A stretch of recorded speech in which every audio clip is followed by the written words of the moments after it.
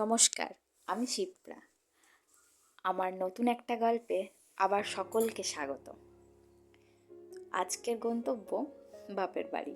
তো সকাল সকাল বেরিয়ে পড়েছি বাপের বাড়ির উদ্দেশ্যে। পাকা রাস্তা পেরিয়ে ঢুকে পড়েছি গ্রামের ভিতরের রাস্তায়। চারিদিকটা কিন্তু বেশ সুন্দর, তাই না? একদম সবুজে ভরা। আজ গ্রামে পূজা আছে, তো প্রায় এসেই গেছি বাড়ির কাছাকাছি।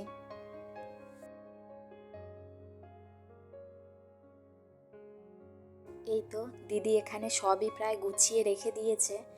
ভোগের মালসা দেয়া হবে, তো ভোগের মালসা যা কিছু প্রয়োজন ও সবই আস্তে আস্তে জোগাড় করে রেখেছে।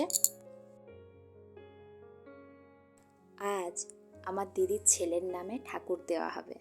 তো আমার দুটো দিদিরই ছেলের নামে ঠাকুর দেওয়া হবে। তাই প্রথমে আমরা পোটোর বাড়ি থেকে ঠাকুর নিয়ে আসব, তারপর গ্রামের যেখানে পূজা হয় সেইখানে নিয়ে যাওয়া হবে।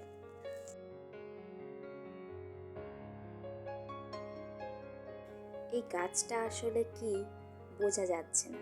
প্রথমে ভেবেছিলাম পলাশ ফুল, কিন্তু সবাই বলছে না এটা পলাশ ফুল। আমরা এখন চলে এসেছি ঠাকুর নিয়ে বাড়ি যাব।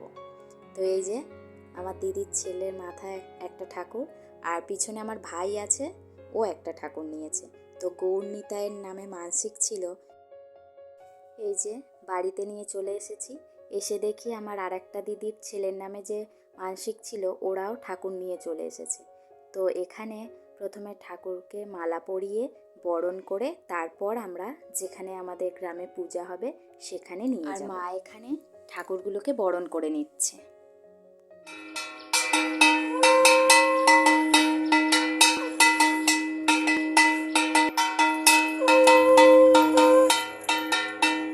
এই যে বরণ প্রায় শেষ হয়েই এসছে, এরপরে আমরা ঠাকুরগুলোকে নিয়ে চলে যাব। এই তো ঠাকুরগুলো এবার তুলে নিয়ে আমরা যাব। খানিকটা হাঁটা পথ আছে, হেঁটে যেতে হবে। এই যে দুটো ঠাকুর দুজনকে তুলে দেওয়া হয়েছে। আর এবারে ঠাকুর নিচ্ছে উজান। ও তো ছোট, ও ঠিক করে ধরতে পারছে না, ওই জন্য পাশে একটা ভাই ছিল, বলেছি তুই একটু ধরে দিস। আর এইবারে ঠাকুর নেবে আমার ভাই, তো ওর মাথায় ঠাকুর তুলে দিচ্ছে আমার দিদি আর মা। ওর ঠাকুর মাথায় নিতে একটু দেরি হচ্ছিল, তো আগে যারা ঠাকুর নিয়ে যাচ্ছে তারা খানিকটা পথ এগিয়ে গেছে, তো ওখানে দাঁড়িয়ে আছে। এই একসঙ্গে হলে তারপরে যাব।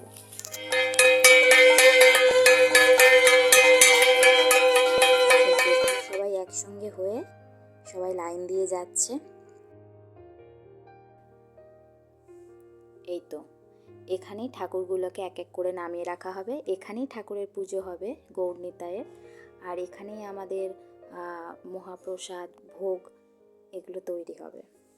এখানে আমাদের দুটো ঠাকুর নামানো হয়ে গেছে, আর উনি বাকি দুটোকে এবার নামিয়ে নেবেন। এই তো আর পিছনে আগে যাদের মানসিক ছিল তারাও ঠাকুর দিয়ে গেছিল, ওই জন্য পিছনে অতগুলো ঠাকুর। তো ঠাকুরগুলো কিন্তু বেশ সুন্দর হয়েছে। এটা অন্য কারোর ভোলে বাবার মানসিক ছিল, তো সেই ঠাকুর। বাড়ি ফিরে দেখি নগর কীর্তনের দলও চলে এসছে। মা ওনার পা ধুইয়ে দিচ্ছেন।